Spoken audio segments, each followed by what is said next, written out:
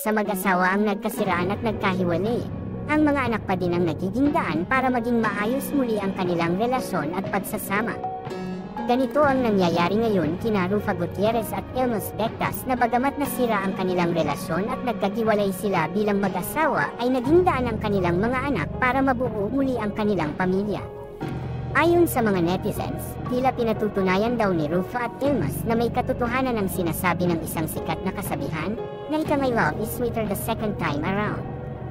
Ito ay dahil sa napabalita sa ilang entertainment news channel ang pagbibigay ng second chance sa isa't isa alang-alang sa kanilang mga anak at sa ikabubuo muli ng kanilang pamilya.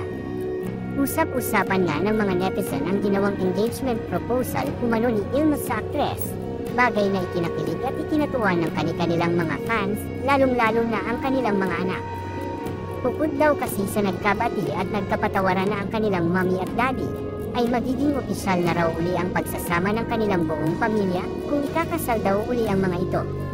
Sa ngayon ay wala pang specific na detalye tungkol sa second wedding umano ng dalawa, at hindi din alam kung isa sa publiko ba nila ang napabalita na engagement.